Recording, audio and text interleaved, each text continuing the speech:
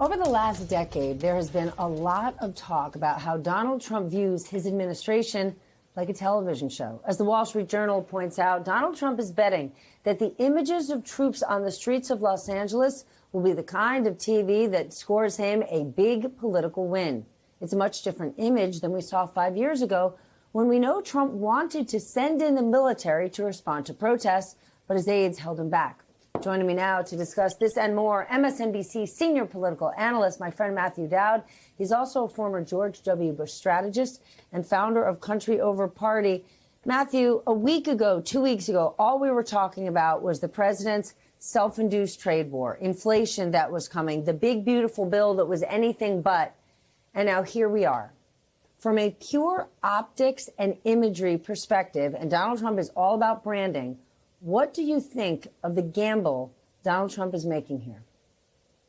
I think it's a huge mistake on his part. I mean, let's just set aside the constitutional problem and all the other legality problems of using the National Guard, using the military in this manner to do this. Just set that huge substantive problem aside.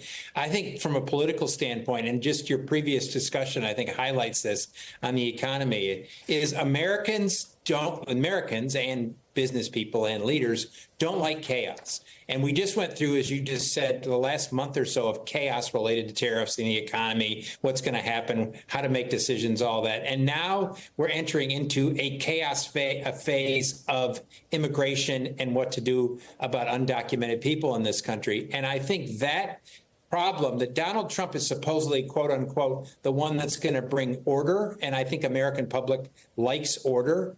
As long as freedoms are respected and due process is respected and all that, but they like order. But this to the American public doesn't look like order. It looks like more chaos instigated by the president of the United States. And that's a political problem for the president. And let's be clear, Matthew, even though we are now focusing our attention on this chaos, the problems that existed before, the trade war with dozens and dozens of countries, the budget bill that is not any closer to getting passed, none of those things are going away. But let's look at the flip side of the situation in L.A. Your point, this is not a wise gamble for Donald Trump. Democrats are condemning his response, but do they risk looking weak on immigration and help make Trump's case? Because Donald Trump, I'm sure right now at this moment, right-wing media is playing clip after clip of this chaos and saying, thank God Donald Trump is there to sow order, while Democrats are saying we've got it under control. And those images certainly don't look to a lot of people peaceful. Well, I think the longest the Democrats, and most of them are doing this, are taking a stand that's pro-Constitution. They're taking a stand that's pro-due process of law, that's taking a stand that is pro-legality, and that they shouldn't make an argument like, though this is an argument for open immigration. They should make an argument that's for on behalf of the Constitution in this. One question, Stephanie, that I'd like to pose is, what exactly is the problem, the immigration problem that Donald Trump and his administration is seeking to solve? That's what I'd like to understand. What is the problem? Because if you go through the data on immigration, and you know this, is that immigrants are not taking jobs that Americans want. They're actually fulfilling jobs that we need: construction, the all kinds of custodial, healthcare, all those kind of jobs.